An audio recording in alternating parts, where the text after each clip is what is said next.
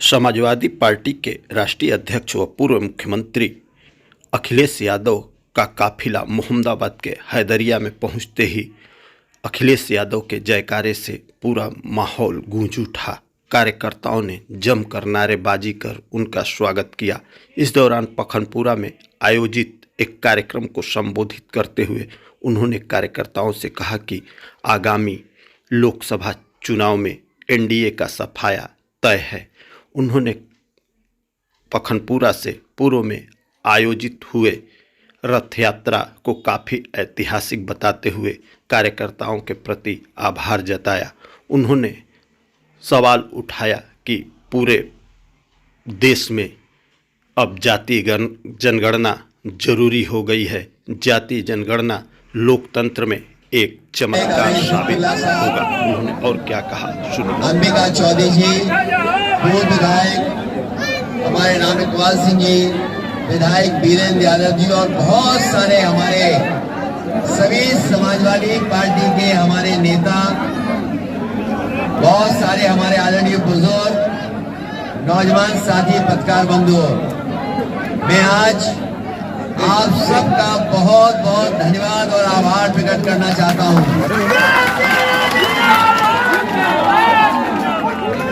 ये जो गांव है ये हैदरिया और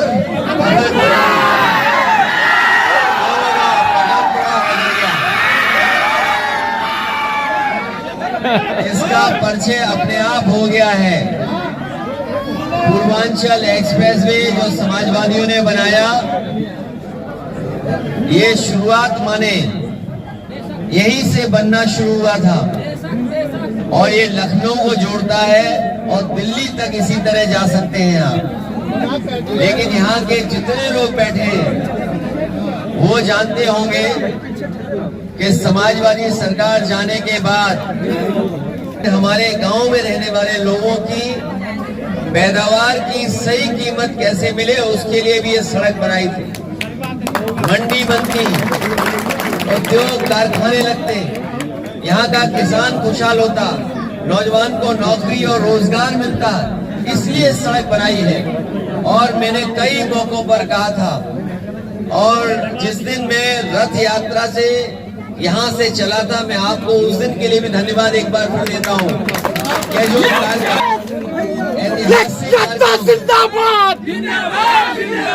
ऐतिहासिक कार्यक्रम किया था आपने, और जब शुरुआत हुई थी केवल उत्तर प्रदेश नहीं हिला था, दिल्ली वाले भी हिल गए थे।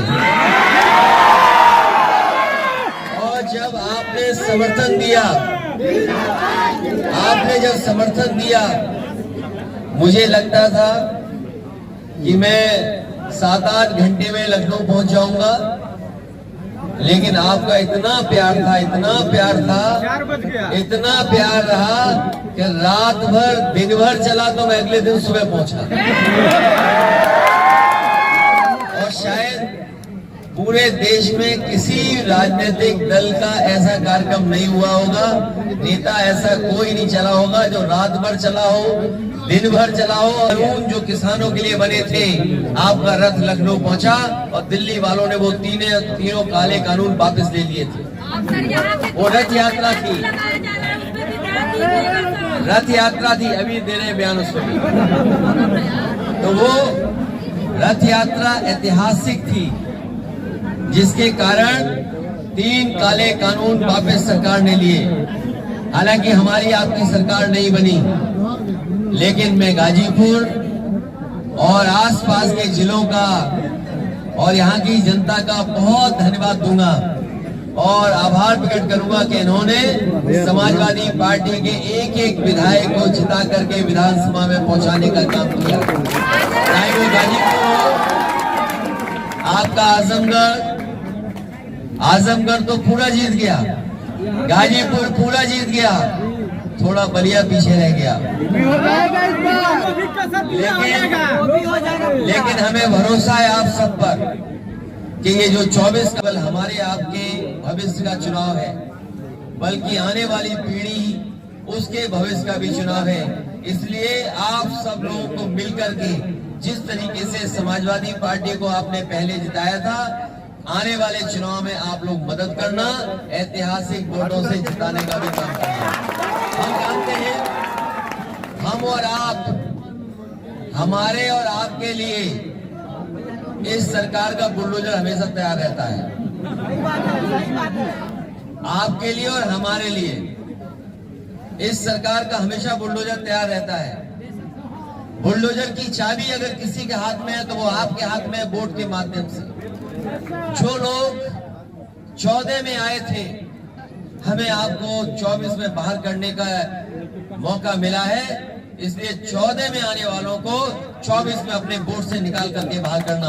और याद रखिएगा, ये 100 दिन हम और आप जिस दिन बातचीत कर रहे हैं और आज से जब चुनाव होगा, हमारे आपके पास 100 दिन है।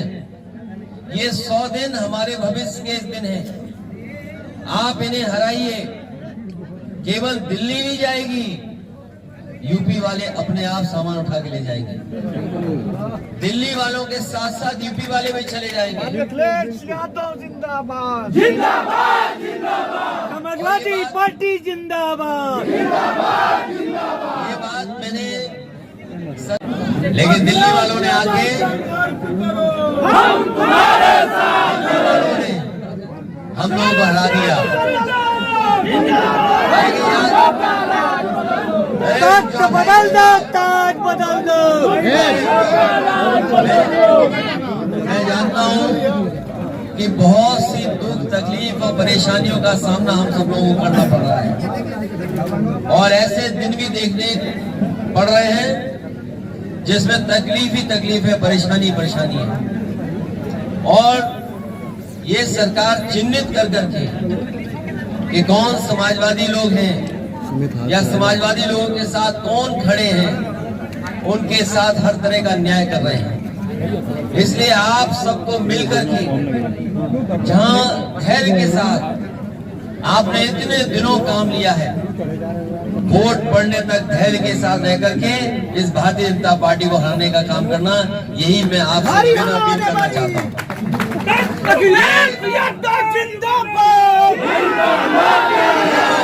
शुरू हुई है थोड़ी बहुत, हवा चलने लगी है उधर से जाति जनगणना की। हमें लगता है सूरज भी इधर से निकलता है। तो सोचो, जाति जनगणना से असर पड़ना शुरू हुआ है।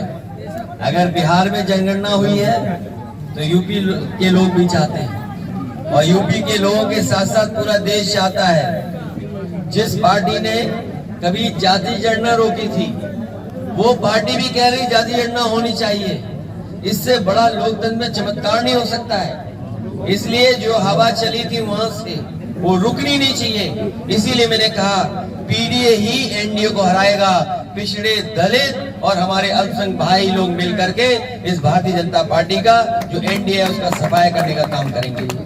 इसलिए जाति जनगणना, सामाजिक न्याय और जो बुनियादी समस्याएं हैं उनका समाधान हम लोग ढूंढेंगे। मैं इन्हीं शब्दों के साथ मैं आप सबका धन्यवाद देता हूँ। और अरे पानी अकेला नहीं, पानी की मैं दूध और दूध के बाद जो पत्ती डलती है उसके बाद चीनी मिलाती है। और अगर